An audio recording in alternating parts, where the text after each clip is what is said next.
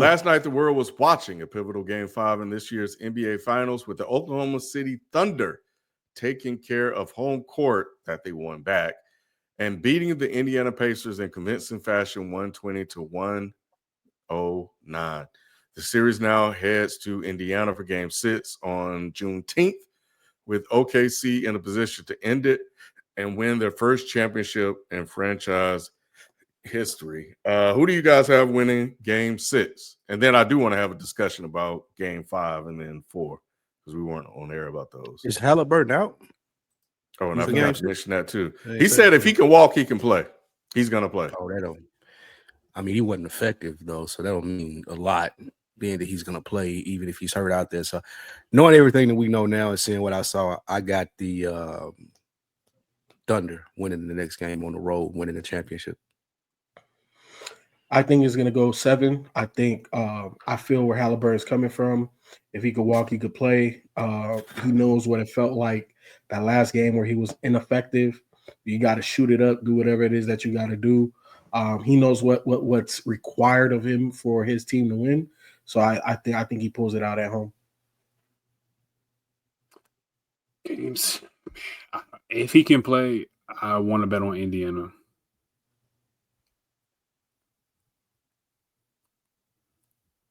Is it?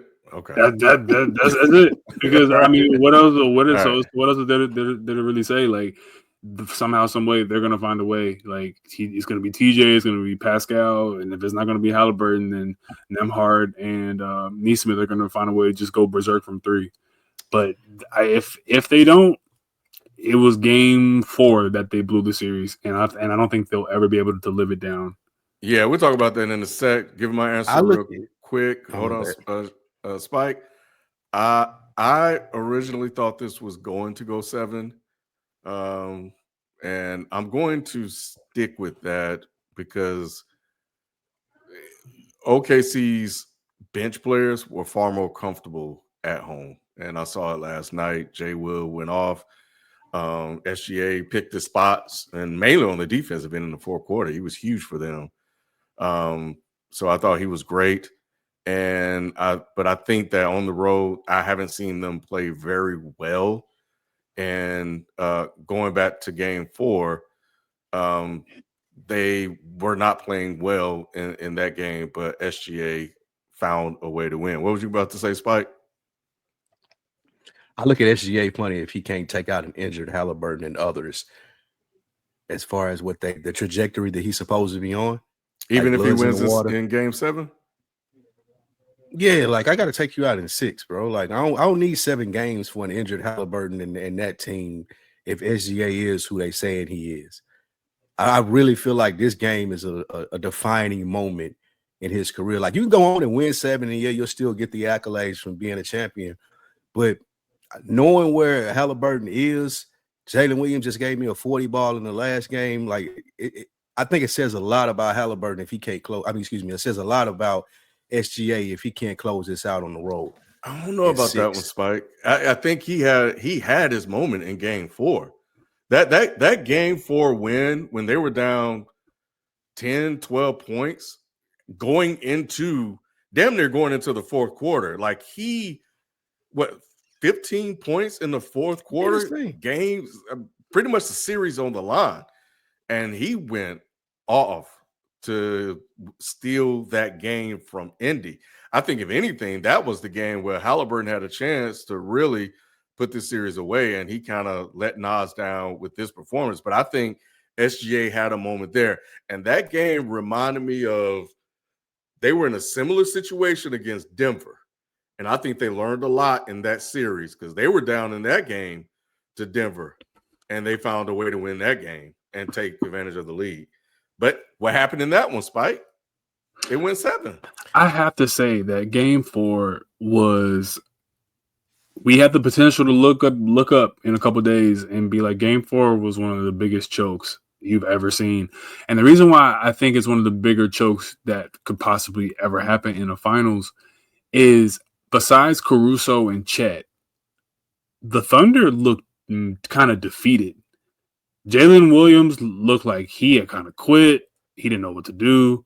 SGA looked like he had kind of ran out of gas. He was super tired. He was confused by the actions that they were doing. They were up 12 points. And I remember watching that lead dwindle possession after possession, thinking, because it was the last final minutes of, if not the halftime, right.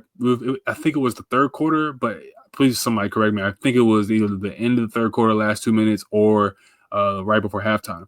But they were up 12 points, and they cut to 7. And I was just like, that is the game right there. That 5-point swing, it should have been 20 points going into halftime, or 20 points going into the fourth quarter.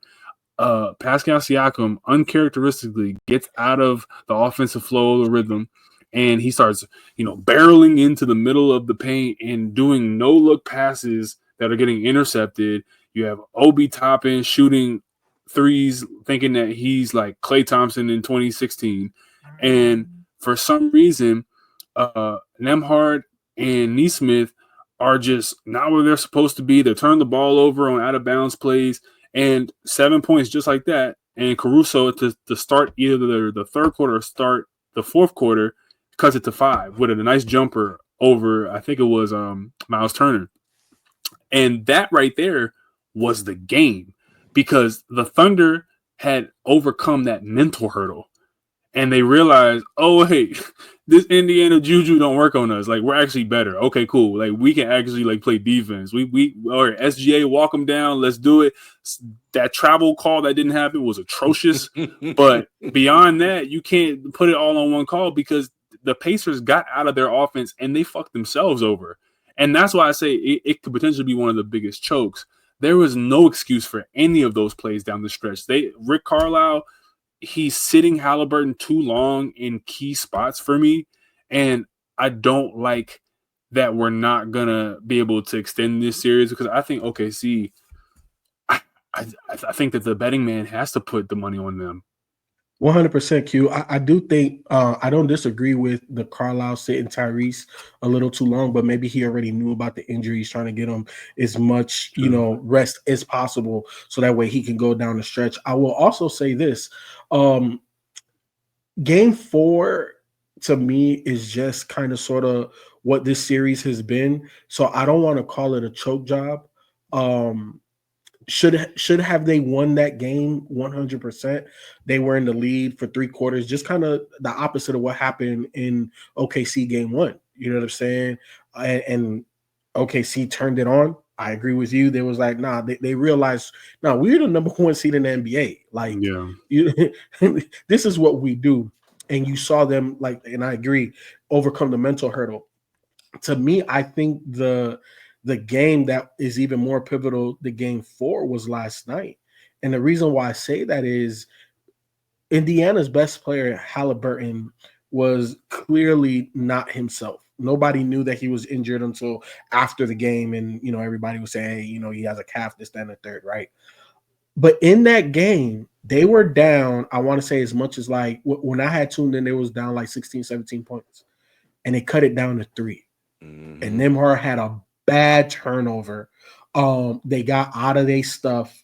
And for me, that's the reason why I say this is going to go 7, because if you get 0 points, multiple turnovers from your best player, and at some point you had it down to 3 with the ability to take it and steal it again, if Halliburton is 65, 70% of what he is, and he plays, let's say we're going to bump him up an extra 10 because he's at home, an extra 10%, they should win that game. Now, are they going to win the series? I don't know. Mainly because I agree with you. I think that OKC has overcome the mental hurdle. I think something that was not talked about a lot going into the series, and I wish Nick was here, because Nick was like, oh, they're the number 1 team. They've been so dominant, this, that, and the third. Everything has a duality to it. When you're that dominant, guess what happens? Guess what you don't do? You don't play in close games. So you don't have that experience, right, to draw from, close game, all right, this is what we got to do. This is what they're trying to do. This is our counter, right? Like, you're not comfortable. And we saw the first couple of games, when it gets tight like that, OKC wasn't comfortable. I think that they found a comfort zone. I don't think that they are now just world beaters where, they're comfortable in the most pressure cooked situations. But I think that we're seeing them grow into that right before our eyes. And I think that's the beautiful thing about OKC for the last 2 seasons is that we're seeing them literally grow right before our eyes, whether it's regular season, postseason, and now them being in the finals. So that's why I think they're going to win the 7. But I think that game 6, like I said in game 4, hey, they're going to have to come in and just choke them out. They're going to have to put their foot on their neck and get up 20, 25 and be like, hey, it's never getting under 17. That's the only way that I think they win in Indiana. I think for a good part of the series after they stole game 1, and definitely when Indiana was at home, it looked like they had OKC shook. And the commentary you guys were talking about OKC was starting to rear its head. You know, the experience and these pressure cooker moments that they were undergoing, kind of to add a little bit to what you were talking about, FIFO, is that we haven't played a lot of close games. So we're not, as Jalen put in the chat, we're not battle tested. But I think Denver gave them some really a lot of experience that they relied on. And somehow they found a way to win. SGA hit a big 3 in that game. And yeah, that was a bad travel they didn't call, but he had already given them the lead before then. You know, that was just extra. And he closed it out. It's not technically a travel though. I got you. I hate to break it to you. I got you. But what was it? It wasn't a travel. I think they talk about the gather, right? Yeah. So your first step does not count in your 1-2 until the ball and the ball in your hand. Hold on. The ball in your hand touches the other hand. Once this happens, then I have 1-2. If you look at that, when you talk about like the step back, right? Mm-hmm. When he took that step that people would say that constitutes a travel, the other hand didn't stop the ball. So if you cradle it, you get an extra step? It's called a 0 step, I think. It's a gather you step. Have to cradle, you have to cradle the ball to do that. You have the 0 step because it's like if somebody it's like all right, like in football, Spike. Let's say that there was traveling in football. If I throw the receiver a ball and you can only take 2 steps with it, right? If I'm Randy Moss and I catch the ball, I haven't taken a step yet. Once the ball hits my hand, the minute I catch it, now it's 1, 2. You know what I'm saying? You know what I'm saying? Same shit. I didn't know where the hell you was going with that, Q, but that was actually really good. You feel me? I was like, where are you going? You feel me though? But even in going to game, so game 4, I'm with Q, man. That they owned that game. Sure. And Q, it happened when Obi Toppin got there and he missed 2 free throws. I'm not gonna let that go because that could have pushed the lead to 12. And after that, that's when the lead came back down to 7, and they just fell apart in the 4th quarter. And then game 5, we didn't know Halliburton was hurt, but it didn't really mean shit because he has a history of he's like a fucking stop ticker, bro. He's up, he's down, he's up, he's down. So for what we've seen, he just wasn't doing shit. And thank you, Tweets Open Doors. Mathurin, I think Rick Carlisle did not help himself in game 5. In game 5, in spite of OKC dominating that game, there was a moment where they came back and it was within 3. There was a moment they could have got it within 4. And then there was a moment down the stretch where they were right within striking distance. Mathurin comes in the game and he just goes full Lance Stevenson, Ron Artest on the court. I don't know what the hell he was doing. He just completely went nuts. And he missed 2 free throws as well. That could have, you never know. We've seen some crazy shit happen in these games. And then he just went, and it didn't happen. So, and then, if Halliburton was hurt, Rick Carlisle knows that. Why the hell is he on the court? He said he wouldn't come out. He said he wouldn't come out. Who said? Halliburton. They asked him that. He said he wouldn't come out. Who the coach? He's the star player, Ken. Who? If you want your job, you got to let the star player do what they do in the NBA. Ken. Halliburton? I mean, bro, he's their star. First of all, this is all Dwayne Wade's fault. Ever since Dwayne Wade said this man was a superstar, this man did everything to prove him wrong. Every single thing. He has let Dwayne Wade down. Dwayne Wade need to be like Elon Musk out there right now and deleted those tweets. And he need to tweet. I read some of my tweets went too far last week. That's what he needs to do right now about Halliburton. I think Magic said it best about the Super Bowl. That's somebody that you want to go see when they in town. I'm not paying to go. If he come play the Hawks, I'm not paying to go see Halliburton play. Somebody gave me some free tickets, I'd go. But I'm not. And that's why, Spike. I'm very protective of the word superstar because, like, when I think of super, I always thought that it derived from like superpowers. Like, it feels like this nigga got superpowers. Like LeBron, I feel like, he's a Marvel hero. Like he's a DC hero. I look at Kobe Bryant. His ability to just catch fire, don't matter whose hand is in his face, like that's a superpower. Like, you know what I'm saying? Shaq, like that's the fucking Hulk. When I look at Halliburton, I think he's an all-star. I think he's great. I think he's a great player. But when we think there's a difference between stars, all-stars, and superstars. And I've always been the one to hold that line with Halliburton is great. Jalen Brunson is great. You know what I'm saying? SGA is great. Superstars, though, I guess people kind of started saying it more towards like the branding aspect of players. Like, oh, if they're pushed by the league, then they're a superstar. Nah, bro. I always thought that was just people who are in star roles. You know what I'm saying? Like, we know the difference between like a star actor and just a superstar, megastar. Like, yo, you know what I'm saying? Prime 90s Will Smith is not the same as like, you know what I'm saying, early 90s Don Cheadle. Like, yo, yeah, Don Cheadle's a star. For sure, he can carry a movie, but Will is box office. You know what I'm saying? I think there is, and then this will lead me to my last question, and then we'll move on. I think there is a branding aspect to it when it comes to them moving from like NBA casuals, diehards to pop culture. Like you're a household name, and the example I will cite is Anthony Edwards, because I can go and turn around and ask. I sometimes I say, "Hey, do you know this player?" And do you know Anthony Edwards? And she knows who Anthony Edwards is.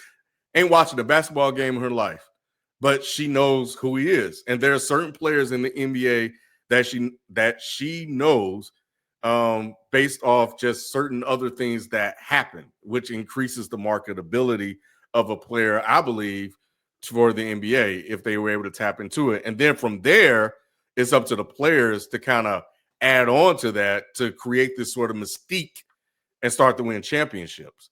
You know, so I agree. I think it's up to the players in the league. I don't think the league does a good job anymore of marketing and pushing for a superstar. So even with the whole, they changed it back for Game 5, but just like the player introductions, they don't make it feel important anymore. Like we were talking about it in the group chat. Like the finals used to be a thing. I remember it may just be nostalgia, it may be old age showing, but I remember like the 94 finals when Barkley and Jordan were getting announced and everything that surrounded it. You got the logo of the championship trophy on the floor. They showing the trophy before the game.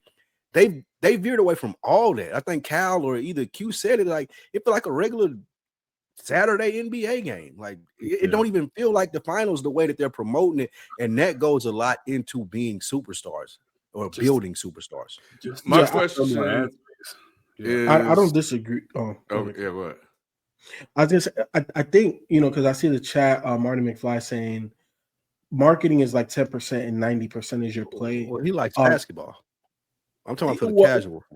Well, I think even for the casual, it's do the kids want to be him? You know what I'm saying? Because even though Tyrese Halliburton has had way more success than this player that I'm going to name, and the play doesn't necessarily, or the winning doesn't constitute him being a superstar, but because kids want to be him and his game when you watch him play, LaMelo Ball. Oh my God. Let me ask my question again. LaMelo Ball is I won't put him in a superstar status, but he's definitely a star. I've read his popularity is due to 2K. People like playing with him on 2K. That's he's a brand. He's a brand. What I was talking about earlier, so I will give you that. Is the remix, baby? Yeah. So let's close this out. If the Pacers lose on Thursday, how will this run be remembered, if at all? Miraculous run, and I don't know if they're going to be able to keep this core together. I would, if you can keep the core together, there's an argument for both sides. Of one side can say, "Yo, we need to try to keep as much of this together because we're as deep as them and we can go further." And all we need to do is just, Halliburton get more of a offensive game to him. He needs to work on just being more aggressive and, just go into the summer and just drill. Okay, cool. There's also another side of people that would probably say it's advantageous for them to go get a third piece now. I don't really necessarily know where I stand on it, but I think both have some logic to it, because if you had like a Kevin Durant style player, a guy that you can say, go get us a bucket on the perimeter. We got Pascal, we got Halliburton as like quasi Jason Kidd with a better 3-point shot. He's kind of like a Jason Kidd LaMelo Ball like hybrid. It's kind of weird, just in the way he plays the game. But that wing player that they're looking for, that draws some fear, that two guard that draws some fear, that Jalen Williams type, that KD type, that's who they need to go find if you're in that camp. I would say I'm more so in the middle, that if you can kind of do a little bit of the two, keep some contracts, trade some guys, and then to take a swing on an older kind of cat. Like, I would love to see, like, man, I don't even know, just like a name. I like to see like a Zach LaVine in this offense, like just a guy like that. Bucket getter. You know what I'm saying? Just, go get it. You know what I'm saying? And then we'll cover up on defense with two bigs like we've been doing. So if they lose, man, they are at a crossroads. And I think that both camps would have some logic. And I think that you have to trust Indiana because they got this far with, their brain trust. So Q, I don't disagree with you. The only thing I will say is this. I like the idea of keeping the core together, but the reason why that's going to be impossible is somebody's going to overpay, and you're not going to match it. Somebody's going to overpay for Nembhard. Somebody's going to overpay for 00. I'm bad with names. Like those guys are going to get poached from other teams. That's going to overpay them. Like I don't know if y'all remember, but like they labeled it a poison pill back in the day when Jeremy Lin was hot, and I can't remember the team that signed him, but essentially, I want to say it was Houston. The Knicks. What? No. After Linsanity. After Linsanity. So they all, it was the Rockets. They offered him a poison pill where like year one he was only making $8 million. Year two he was like $10 million. Year three was like 20-some million. Like. I'm not saying that that's the type of contract in terms of like quote unquote poison pill type of contract, but there's going to be a team or teams that's going to overpay for those guys. And if you're Indiana, it's just not smart money. So I think that the smarter move right now is to be in control of what you can control. And some of those guys are still under contract. And I think that you should move on from them and upgrade versus trying to keep it together, because those guys are what they are. You know what I'm saying? Like they're not going to get much better than what they are. They are really good. Exactly. They're role players. Can we say they're championship role players? They're defining that for their own career now, but I wouldn't overpay for them. I'd rather move on from them and go get a KD or whoever else, Levine and some other players, and just keep Siakam and Tyrese and be like, hey, you know what I'm saying? Even who's the big guy? Miles Turner. I like Miles Turner. You know what I'm saying? I like him too, but think about this, right? Like the last 3-4 years, he's been in trade talks every year. He ain't really doing shit. Spike, we're gonna remember this shit, this run. I think we will run because I think that they do what FIFO says, and they keep the main two together. They keep Pascal Siakam and they keep Tyrese Halliburton together. And whatever we can figure out from there. I have trust in Rick Carlisle that he can coach a team up and they can be back in this. And I think Halliburton is that good. I don't call him a superstar, but I do think he's a really good point guard, one of the few pure point guards in the league. So throughout the year, next year, we'll continue to reflect back to this run and talk about how good Halliburton is because he's just a different set of player than we usually see in today's NBA. So I think we'll remember this for a long time, just the game winners, taking down New York, going through all the teams they went through, the performances, the choke thing, all that shit. Like, this is going to be a memorable run, whether they win or not. And I think, again, with Rick Carlisle being their coach, they can coach this team back up to this. I don't got to pay luxury tax. I don't have to pay these blue-collar dudes. Y'all can go make that extra money, and teams overpay y'all to go elsewhere. That's fine. I do think Rick Carlisle is one of the better or best coaches in the NBA to say, okay, I got these two who are my main guys. Y'all give me a new group of guys. Let me coach them up too, and it being successful. So, yes, we'll remember this run because I think the essence of this run will be on future teams just from how they perform. All right. Ken, hold on real quick. I know we just had the superstar conversation in terms of Tyrese Halliburton, and even though I agree, I don't think he is one. You have to mention his name in potentially becoming one because of all of the iconic moments that he has had in this postseason. And remember, we talked about it, Ken, like superstars, especially guys that are transitioning into that space, you got to have moments, and we cannot say that Tyrese hasn't had the most moments out of anybody trying to get into that tier of player like that. And I agree with Spike. Like, that's the reason why we're going to remember this run, because of who he knocked off and in the fashion that they did it. Yeah. Nobody gonna remember this shit, y'all. They gonna remember it. I think so. Ain't nobody gonna give a damn about these. Halliburton's gonna keep doing this. Like, and I think so. I think so because the East is gonna be wide open for a minute. Like, I don't, you know what I mean? Like Boston, like as much as we look at Boston as young pups and shit, those kids are gonna be 30 and like they grown men now. Yeah, like Banchero and France are like the next wave of kids who should be coming into their moment. Indiana right now, they got grown. This is a pretty grown team. Like, this is not like a bunch of kids on one team. This is a team of mid-20s, early 30s guys. So it's like, this is the moment, and I think that you're going to be talking about this for at least the next 2-3 seasons because Hallie's going to be competing. Like, we don't, like I keep saying, you don't know who the fuck is going to coach the Knicks. You don't know what's going to happen with Milwaukee. You don't know what's going to happen in Philly. And it's like, everything else is like, Cleveland, do you really fear them? And it's Orlando, Detroit, and Indiana that look like they have the most stability going forward, which is crazy. Christmas Day game next year would definitely be Indiana at Madison Square Garden. Absolutely. That's definitely going to be a Christmas Day game next year. If they don't do it, then it's just more indictment of the NBA. Yeah. All right, if y'all say so. Look, this was a great Cinderella run. I do agree with it. We had a lot of moments come out of it, but that calf has just come off the Pacers, and they had that motherfucker on Halliburton's calf. The slipper came off. Yeah, the slipper off, bro. The slipper off. Yeah, so it's a